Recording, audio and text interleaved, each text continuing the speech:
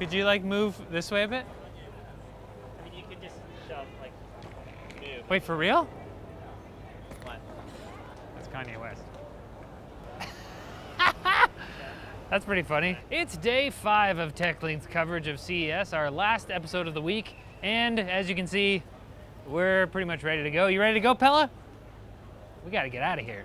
But first, the weirdest stuff episode. CES is fantastic for showing off the newest technology, but innovation doesn't always look pretty or even make sense. So we're taking a look at some of the weirdest tech at CES 2019. Because there's a lot, the whole episode is going to be one big quick bits. Ready?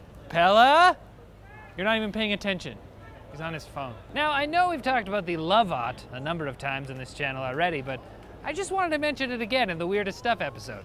Like, it's a pet baby, and people seem to actually like it. Like, what am I missing here? Maybe I actually love the Lovot, and that's why it bugs me so much. Maybe we have one of those complicated relationships, like sometimes you want to kill your siblings, but if someone else badmouths them, you're like, hey, that's my robot pet baby. Speaking of babies, Babeyes is a small camera designed to be stuck to your baby so you can record precious moments from the baby's point of view. The reasoning kind of makes sense. People rarely remember anything from their first few years of life, so this is a way to preserve some of those memories.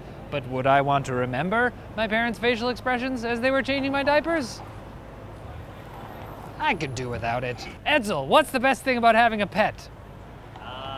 Companionship. Companionship? Wrong. It's the tail, obviously. That's why Japanese company Yukai Engineering made the Kubo, a furry pillow with an electronic tail that wags when you stroke it, and wags faster when you bop it. That's the stupidest thing ever. You're not sold? And sometimes it wags for no discernible reason at all. You can't tell why it's wagging because it doesn't have a face or limbs. I mean, if you're getting a Lovot, you might as well pick this up too, you know, robot pet baby things, gotta catch 'em all. Well, if you do have a cat, like a real one, you could take advantage of the Little Cat, an exercise wheel for felines with a laser pointer built right in. Trick your cat into exercising until it collapses from exhaustion while you're at work. You can even watch and laugh at your pet from a connected camera. Haha, pets are so stupid. Should have just gotten the furry alien pillow. You like pets, Pella? You like pets?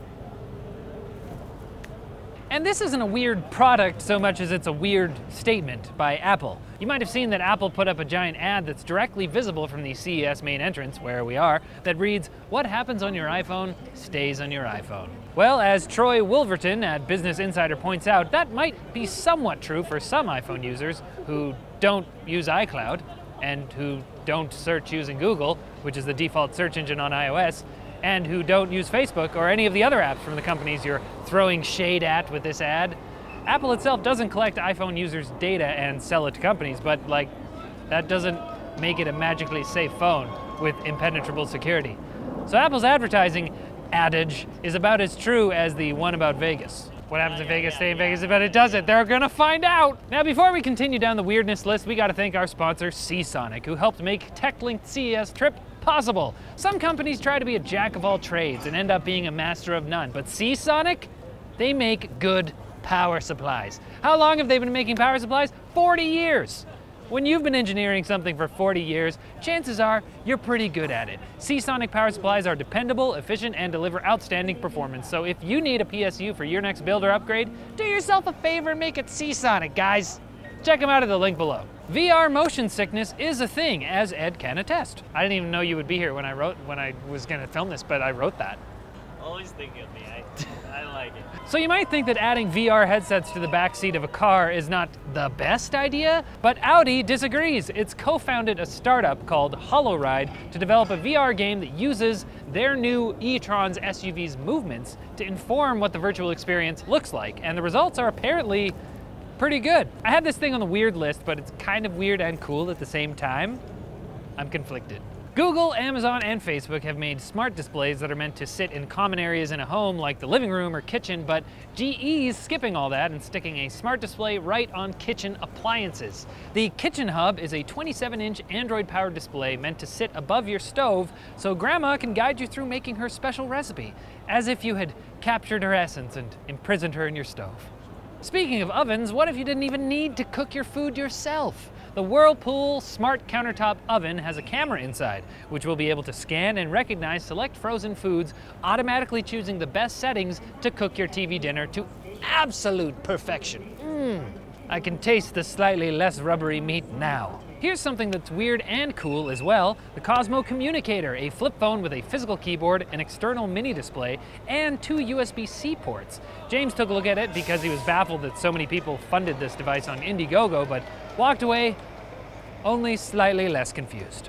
And one thing I'm confused about is the Welt, a smart belt that takes health tracking features like steps taken and time spent inactive and adds active waist size tracking. The name apparently came from combining the words wearable and belt, not from the bruise you could get while using this as something other than a pants securing device. But also, something to think about, regular belts that don't have fitness tracking are also wearables.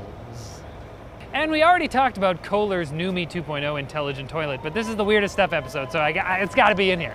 So there it is. Come on. All right, that's it for this episode, guys, and that's it for our time here at CES. Thanks for watching this week. Next week, we'll be back in the studio and back to our regular Monday, Wednesday, Friday schedule. CES, it's been fun, but I gotta bounce. Come on, guys, let's bounce. Come on, let's go. Pella, we gotta, come on. Yeah, let's go.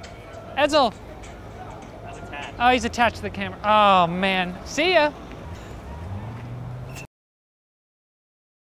We gotta grab the bags. Gotta get the bags. Edsel, come on.